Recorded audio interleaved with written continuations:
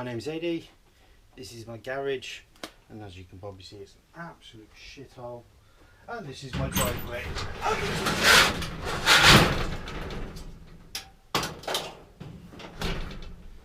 So, some of you at Clear Sport Weekender would have noticed that by the end of the day I was starting to get a little bit of blue smoke coming out. I'm 90% sure that it's the turbo itself starting to leak. It's doing it when it's hot, especially after boosting a little bit of rundown. Starts up in the morning perfectly fine. So yeah, we're going to whip it off, put it in a box and send it off to Turbodynamics, I think. Let them have a look at it, see what it needs, and go from there with regards to what to do next on the Twingo. So let's get it off.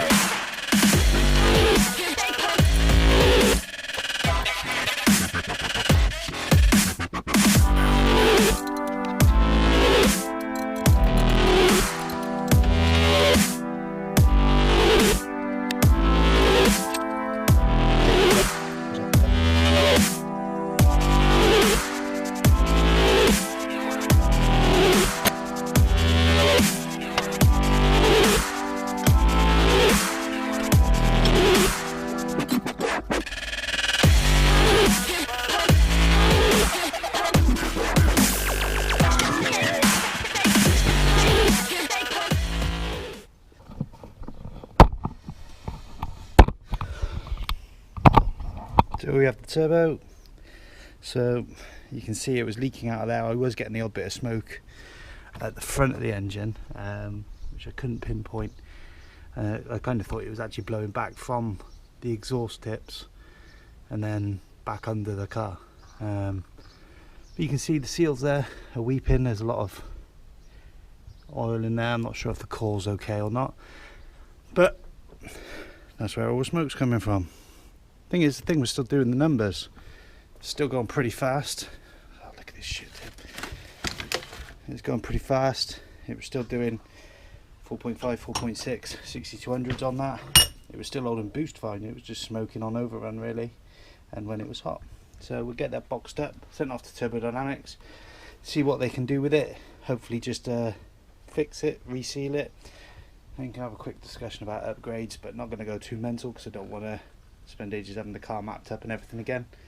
I just want to put it back on, drive it, use it for work as normal. So yeah,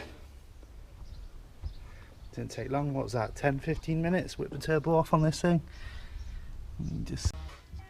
I got turbo back from Turbodynamics. New 19T compressor wheel, compressor housing remachined because it wasn't done very well. It looks like it's got a TD04L wheel on the rear, but I've asked them to cut it back. I'll have to check that against pictures to see what it's like.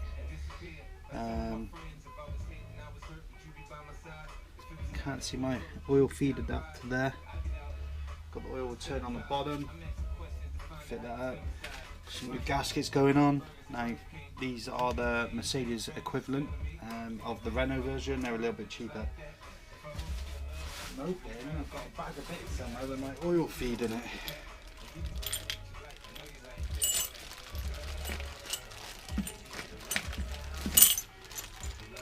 No, old parts.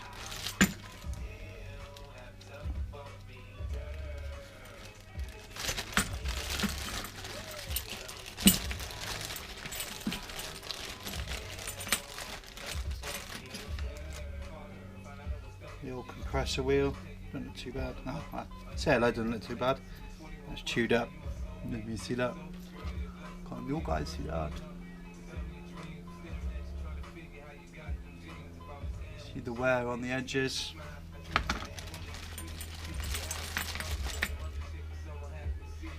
Definitely see it on the back there where it's chewed up all the play.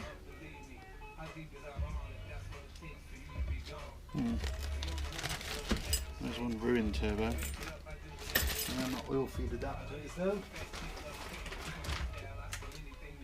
Roughly. Oh no, that looks like they've just chucked it in this one for me. So.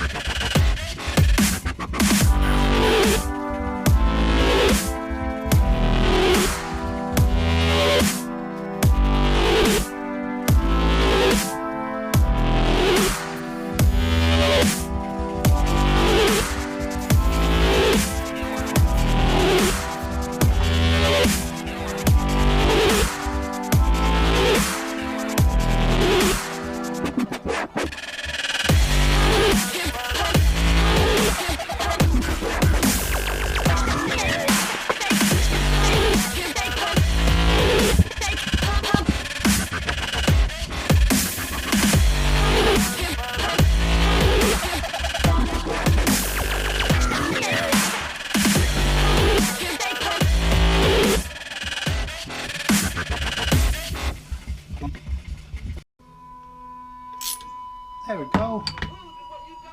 Right, so that's pretty much ready to start getting on the car. Got to put a new gasket on this bit before fitting it to the oil return. Let's do a quick look over, make sure everything's okay, undamaged, nothing that I can see.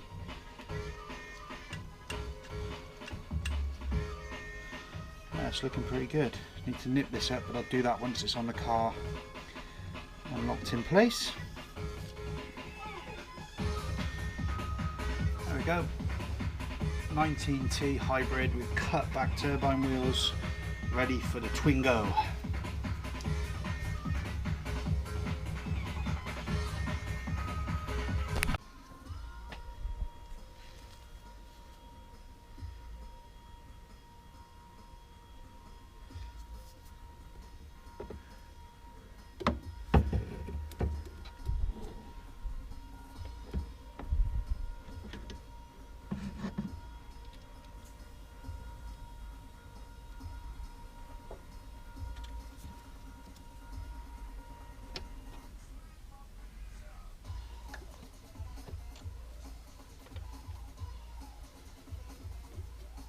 One hour later. There we go, turbo's back on, burning everything off, just warming up, it's getting into its low P idle.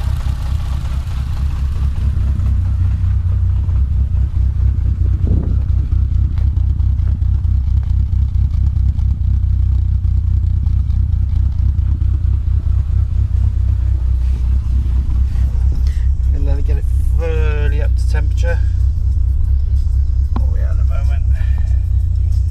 60-something degrees. Yeah. Get everything up to temperature, give everything a spanner check, and then we'll take it for a test drive.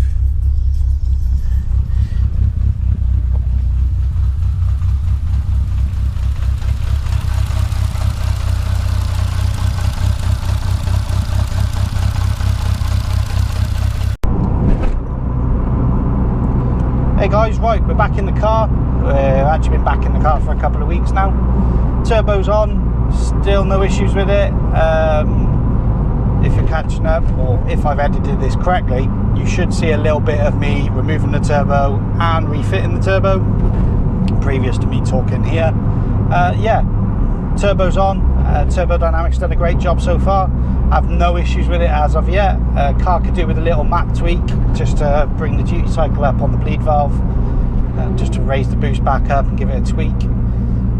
Basically, it used to run about 19-20 pound a boost. We've dropped to about 17. Actuator's back on in the same place, but as it's creating less of a restriction in the exhaust, I think it's basically spinning the turbo a little slower, so peak boost has dropped.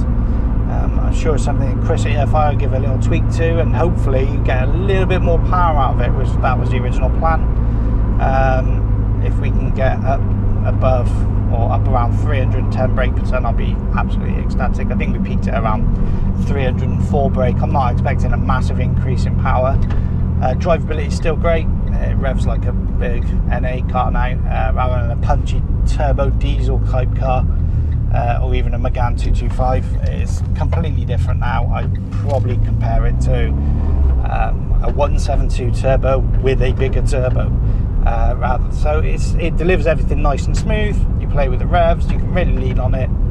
Other updates, the oil cooler with the thermostatic takeoff and the alley rad, along with the RS133 under tray, have completely changed the characteristics of the cooling. Whereas previously I had a few issues with heat management, the addition of those is just keeping everything super stable. It's what we're at, 21 degrees outside, probably been on the road about 10 miles. I'm creeping behind a lorry, or it's not a lorry, a tractor, and coolant's at 81 degrees. I might actually have to put a slightly warmer thermostat in there. The one I've got in there is for a 197, which I originally fitted, I originally fitted it back in the day for heat management when things were getting a bit warm in there. Big engine, small engine bay. The 197 thermostat is actually open sooner than 225 thermostat, so I fitted that with the intention of keeping the engine cooler. As the power's crept up over the year and a half, the issues with cooling have kind of arisen. I wouldn't call them issues. If you're daily driving it and beating it on the road, it was never an issue. I have been trying to put this on track and use it a lot harder than I originally intended, which has meant that the temperatures are getting up. Obviously we've had quite a warm summer as well, so it was a good thing to find out and a good thing to fix. Obviously it future-proofs the car as well. So yeah, we've got a Dorenza aluminium rad in there. Then we got from Briggsy with the vans. Then we've got a Mocal 80 degree thermostatic oil cooler takeoff and a set trab. I think it's like a 13 row oil cooler in the bay. That, along with the RS133 under tray, which obviously keeps the air moving under the car nicely and keep the car planted, hopefully, creates a lower pressure area in the engine bay, which then pulls the air through the radiator a bit better. So everything's staying nice and cool. My intake temps are still 2-3 degrees above ambient when kicking its head in, so I'm happy with all that. Yeah, right, we've been on the road about a year and a half now, so what I'm going to do is I'm going to pull over at some point. That was probably going to be a different video, and make a little video up just going through absolutely everything that's been done to the Twingo so far. It's been on the road for a year and a half. I've had some issues with it, nothing major. Near enough all of them have been my fault. If I hadn't have broken them or tried to break them myself, the car had just been 100% reliable, but we'll call it about 95% reliable now. But yeah, so look out for that video too. Thanks for watching, and I'll see you in the next one.